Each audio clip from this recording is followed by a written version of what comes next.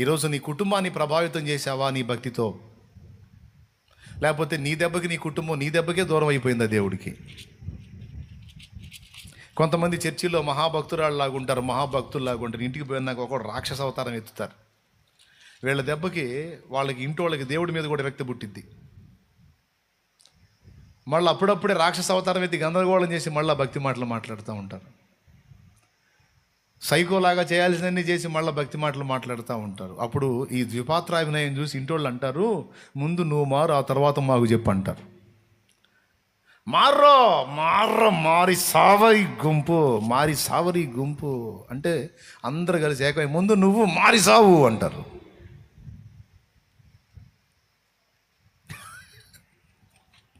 దేవునికి స్తోత్రం. పోతారు, మొత్తాన్ని నరకానికి పోతారు ఊడ్చుకొని పోతారంటే మేము పోతామో పోగా, నువ్వు మాత్రం భక్తి చేసినా పోతావు, పక్క కన్ఫామ్ నరకానికి మాత్రం నువ్వు పోతావు అంట. మారి సావరంటే మారి సత్తారండి. నీ భక్తి ప్రభావితం చేయాలి వాళ్ళని. నీలో దేవుడు కనిపించాలి, దేవుడు నీకు తోడై ఉన్నట్టు వాళ్ళకి అర్థం కావాలి, దేవుని ప్రభావాన్ని నీ దగ్గర వాళ్ళు అనుభవించాలి. అమ్మో ఈమె భక్తి పరురాలు, ఈయన భక్తుడు. ఎందుకంటే ఆ క్వాలిటీస్ ఉన్నాయి, ఆ నాణ్యత ఉంది, ఆ పవిత్రత ఉంది, అది సమస్త ప్రవర్తనలో ఉంది. దిద్దుబాటు చేసుకుంటుంది. ఏదన్నా పొరపాటు ఉంటే వచ్చి ఏమాత్రం బెరుకు లేకుండా క్షమాపణ అడిగే మనసు ఉంది. ఇది అందరికీ రాదు. ఈ తగ్గింపు, ఈ లోబడే తత్వం, ఈ వినయం, ఈ సాత్వికం, ఈ మృదుత్వం అనేది భక్తులకే ఉంటుంది. సో తను నమ్మినవాడు నిజమైన దేవుడు కాబట్టే ఈ మనిషి ఇంతగా చేంజ్ అవ్వటం జరిగింది అని మనలోని మార్పును బట్టి, భక్తిని బట్టి అవతలి వాళ్ళు కనెక్ట్ అవుతారు ఫ్యామిలీకి. నోవా కొడుకులంటే ఆయన పిల్లలు కాబట్టి కనెక్ట్ అయ్యారు నోవాకి. కానీ మీకు తెలుసా, నోవా ఫ్యామిలీలో నోవా కోడళ్ళు కూడా నోవా కనెక్ట్ అయ్యారు. మళ్ళా నోవా ఫ్యామిలీలో ముగ్గురు కొడుకులకి ముగ్గురు కోడళ్ళు కదా. ముగ్గురు కోడళ్ళ ఫ్యామిలీలు మొత్తం మళ్ళీ భ్రష్టు పట్టిన ఫ్యామిలీలే, దరిద్ర ఫ్యామిలీలే. ఎందుకంటే జలప్రళయంలో వాళ్ళు కూడా నాశనం అయ్యారు. ఎవరు? నోవా కోడళ్ళ పుట్టింటోళ్ళు. వాళ్ళు మంచోళ్ళు అయితే వాళ్ళు ఉండేవాళ్ళుగా. ఎంత దరిద్రులు అంటే వాళ్ళు, నోవా ఓడగడతంటే, అరే మన అమ్మాయి వాళ్ళ మామగారు ఓడగడుతున్నాడు, ఊరు మొత్తం ఆయన పిచ్చోడు అంటే అంది, మనం ఎట్టా అందాంరా, మనమన్నా పోయి తెలుసుకుందాం అనుకున్నారా? నోవా కోడళ్ళ పుట్టింటోళ్ళు అనుకోలా. అందరితో పాటు వీళ్ళు కూడా నోవాహుని పిచ్చోడు అనుకున్నారు. నాకు తెలిసి వాళ్ళ అమ్మాయి వాళ్ళు కూడా చెప్పుంటారు, అమ్మాయి మీ మామయ్యకి మతిపోయింది, మీ ఆయనకి కూడా పోయిందా?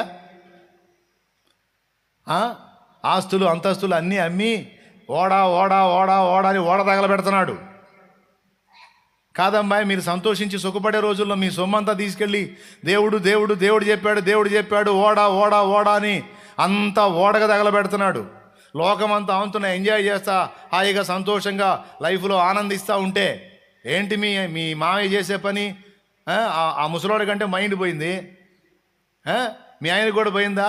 ఇట్లాంటి డైలాగ్ లేక చెప్పేది. ఏమండి, పుట్టింటోళ్ళు చెప్పే ఇట్లాంటియేగా. ఏంది అమాయకంగా చూస్తున్నారు?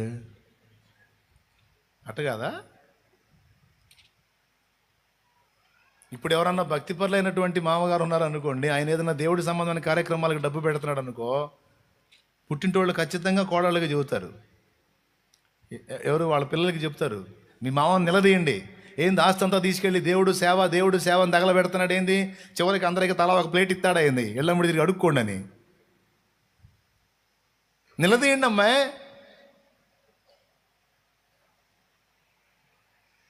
చెబుతున్నాను, మనుషుల్ని నమ్మినోడు మోసపోతాడేమో కానీ దేవుణ్ణి నమ్మి దేవుని కోసం బడ్డెన్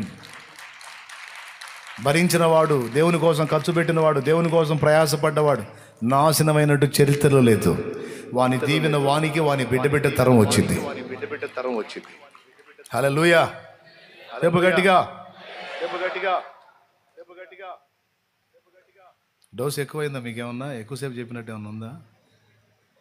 నా భయం నాది లేదు, లోడ్ ఎక్కువైతే మళ్ళీ మొత్తం డిలీట్ అయిపోతుందండి. అదేం లేదుగా. రైట్. కానీ ఇప్పుడు తల్లిదండ్రి వాళ్ళ ముందటి చెడిపోయిన వాళ్ళు నోవా వియంకుడోళ్ళు, ఆ కోడళ్ళ తల్లిదండ్రులు ముందే చెడిపోయిన వాళ్ళని ఎందుకన్నానంటే జలప్రాణులు వాళ్ళు కూడా కొట్టుకుపోయారు. అందుకని మంచోళ్ళు అయితే ఎందుకు పోతారు?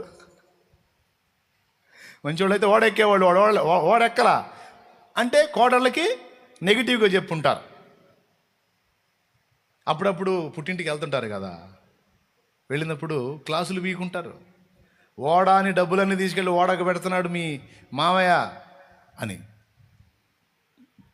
అప్పుడు వాస్తవంగా కోడళ్ళు ఏం చేయాలా? సైలెంట్గా వచ్చి భర్తల్ని గిల్లాలా. మా అమ్మ వాళ్ళు ఇలా అరుస్తున్నారండి, మీ నానంటే ఏదో చాదస్త పని చేస్తున్నాడు, మీరు కూడా ఏందండి ఆయనతో పాటు ఏకీభవించి అని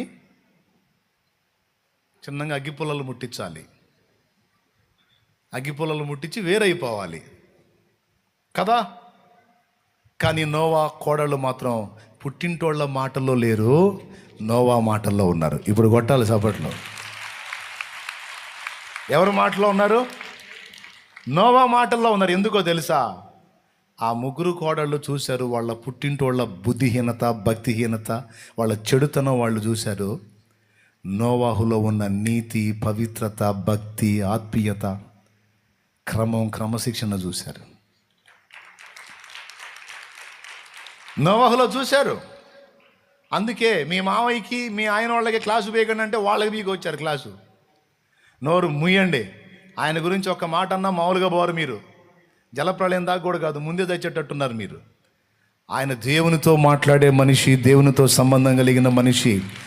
మా ఇంట్లో ఆయన ఉంటే ఒక దైవజనుడు మా ఇంట్లో ఉన్నాడు, దేవుని మనిషి ఆయన. ఏనాడు కూడా మమ్మల్ని పల్లెత్తి ఒక మాట తృణీకరించి మాట్లాడినోడు కాదు. ఏనాడు మా ఎదుట అసభ్యంగా ప్రవర్తించినోడు కాదు. ఏనాడు మా యొద్ద విచ్చలవిడిగా మాట్లాడినోడు కాదు. పద్ధతి కలిగిన వాడు, దేవుని భయం కలిగిన వాడు, దేవుని నీతి కలిగిన వాడు, ఎప్పుడు దేవుని ధ్యాసలో ఉండి, మేము చెబుతున్నాం మా ఊర్లోనే లేడు అట్లాంటోడు. ఇతరులకు సాయం చేయమంటాడు, ఇతరులకు మేలు చేయమంటాడు, ఇతరులకు శ్రమ వస్తే తన శ్రమగా భావిస్తాడు. అందరూ బాగుండాలని కోరుకొని పిచ్చి పట్టినట్టు మొత్తుకుంటున్నాడు మా మావయ్య. మొత్తుకుంటున్నాడు, అయ్యలారా జలప్రళయం వచ్చిద్ది, నాశనం అవుతారు, జాగ్రత్త పడండి అని రోజు మొత్తుకుంటున్నాడు. కానీ ఎవరికి ఎక్కుతుంది? ఎవరికి పడుతుంది? మీకు కూడా పట్టింది దయ్యం. ఆయన తేడా అంటున్నారు. మాకు ఆస్తులన్నీ పోయినా పర్వాలా, మా మావయ్య ఎలా చెబితే అలా వింటాం మేము. మా భర్తలు కూడా కాదు, మా భర్తల్లో మేము సగమే భక్తులను చూసాం, కానీ మా మామగారిలో పరిపూర్ణుడైన భక్తుడిని చూసా. అయ్యా నిన్ను అనుకుంటారా? అనుకునేటట్టు నువ్వు ఉంటే సూపరు, లైన్లో ఉన్నట్టే. అట్ట కాకుండా ఇంకొక టైప్ అనుకున్నారు అనుకో, నువ్వు తేడా. చూసుకో, సరి చేసుకోమని చెబుతున్నాను నేను. మా అత్తగారు ఒక దేవదూత మా ఇంట్లో తిరిగినట్టే. ఆమె పక్షపాతం లేదు. కోడలుగా నన్ను కోడలుగా చూడదు, కన్న కూతురు కంటే ఎక్కువ ప్రేమించిద్ది. మా బాగు కోసం, మా క్షేమం కోసం నిరంతరం ప్రార్థించిద్ది. నీతి కలిగింది, తన ఆనందాలు వెతుక్కోదు, మా క్షేమాన్ని కోరుకుంటుంది, ఎదుటి వాళ్ళ క్షేమాన్ని కోరుకుంటుంది. పుట్టింటోళ్ళకి కోడళ్ళు చెప్పేటట్టు ఉండాలి. అత్తయ్యో నిన్ను గురించి పుట్టింటోళ్ళ కోడళ్ళు చెప్పేటట్టు ఉండాలా. ఏమని? మత్త పెద్ద సైతాందని కాదు.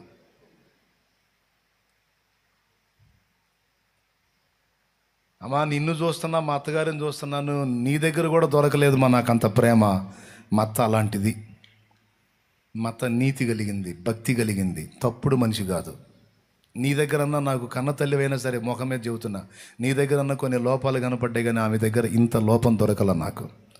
నాకు ఈ కొంపకు రావాలంటేనే చిరాకు పడుతుంది, నేను మా ఇంట్లోనే ఉంటా అన్నంత సాక్ష్యాన్ని నువ్వు తీసుకురాగలిగినాడు. నీ కుటుంబం నీ చేతిలో ఉంటుంది. అలాంటి సాక్ష్యాన్ని నువ్వు తేగలిగినాడు బ్రదర్. నీ ఫ్యామిలీ అంత్య దినములలో నీ చేతుల్లో ఉంటుంది, రాకడలో ఎత్తబడే గుంపులో ఉంటుంది.